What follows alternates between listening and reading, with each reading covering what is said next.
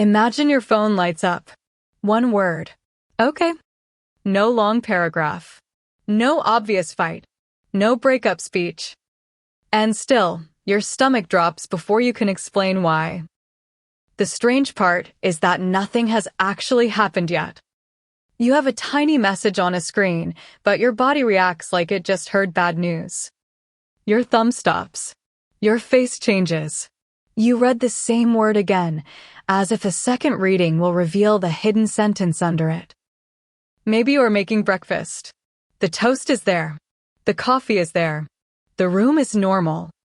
But your attention is not in the room anymore. It has moved into that little bubble, trying to decide whether okay means okay, or whether okay means something is quietly wrong. Then you go into the day and do a surprisingly good impression of a functioning person. You answer emails. You nod in a meeting. You laugh half a second late. Nobody can see that half of your brain is waiting for the next vibration. A notification comes in. It is not them. Another vibration. Also not them. After a while, even your pocket starts to feel suspicious, like your own phone is teasing you with fake openings. People usually blame the word. They say, "Why does okay sound so cold?" But the word is only part of it. The real problem is the missing information around the word. In person, okay comes with a face. You can hear whether someone is tired, annoyed, playful, distracted, or still on your side. In a text, most of that disappears. No face. No voice. No little pause that says, "I am still here." Your brain hates missing social information. So it starts making a movie. It adds the tone. It adds the look on their face. It adds the scene where they are pulling away. The problem is that the movie can feel like evidence, even when it is still only a guess. The story your brain chooses is rarely random. If someone has gone quiet on you before, silence has a memory. If closeness used to disappear without warning, a short message can sound like the first step of that old pattern. Waiting also changes time. 10 minutes on a normal afternoon is nothing. 10 minutes after a message like that can feel like a room with the air slowly leaving it. You keep checking because checking gives you 1 second of relief. Then the relief fades, so you check again. This is how the loop gets built. Check, breathe for 1 second, feel the doubt come back, check again. The phone becomes a slot machine for emotional safety. This does not mean you are weak or dramatic. It means your nervous system is trying to protect a bond that matters to you. A calm person can still have a loud alarm system when the relationship feels uncertain. The first useful move is boring, but it works. Split fact from story. Fact, they wrote okay. Story, they are mad, they are done, I said something wrong, this is the beginning of the end. A single text should not become the courtroom for the whole relationship. One message can be information. It can be a clue. It can be worth asking about. But it is not a verdict.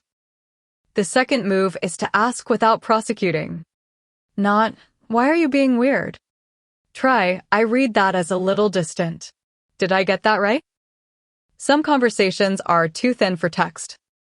If you care about the relationship, a voice note or a short call can save both people from guessing. Tone is not decoration. Tone is part of the message. While you wait, do not only argue with your thoughts. Give your body a job. Put both feet on the floor. Name 5 things in the room. Take 1 slow breath that is longer on the way out. It sounds small because it is small. Small is exactly what an alarmed body can use. The goal is not to stop caring. If you stop caring completely, that is not peace. That is shut down. The goal is to stop being alone with meanings you had to invent. Context matters more than people admit. Okay after a warm conversation is different from okay after 3 days of distance. Okay from someone who always texts briefly is different from okay from someone who usually writes like a tiny novel. Your history also enters the chat.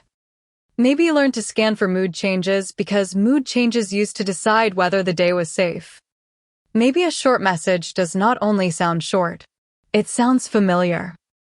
When the brain is unsure, the bad story often arrives first. That does not make the bad story true. It means your brain is built to notice possible danger quickly. Fast is useful in danger. Fast is not always accurate in love. So write 2 columns if you have to. On one side, what I know. On the other side, what my brain is adding. You are not trying to shame the story. You are trying to stop it from wearing a judge's robe. If you decide to text back, send one clean message.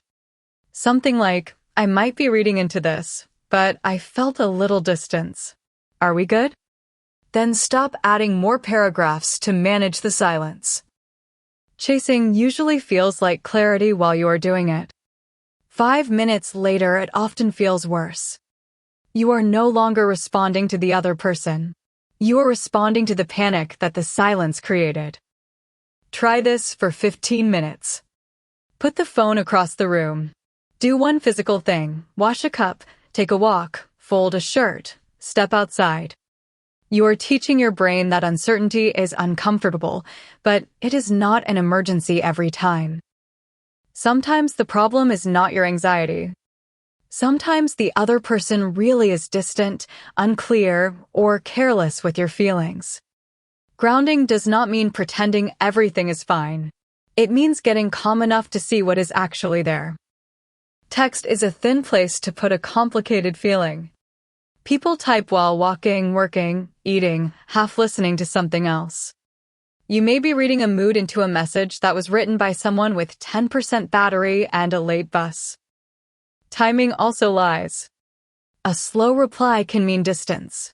It can also mean shower, traffic, family, sleep, work, or a person who saw the message and wanted to answer when they had a real minute.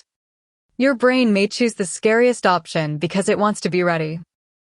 The hard part is that panic asks for more panic. It wants one more check, one more screenshot to a friend, one more rewrite, one more tiny test message. But every check teaches your brain that the phone is where safety lives. Repair usually sounds smaller than panic wants it to sound. It does not need a speech. It can be one sentence. I got anxious about that reply, and I would rather ask than guess. After that, give the other person room to answer. That part can feel awful because you have handed the story back to reality. But this is where you learn something useful, whether they can meet you with clarity, kindness, or at least honesty.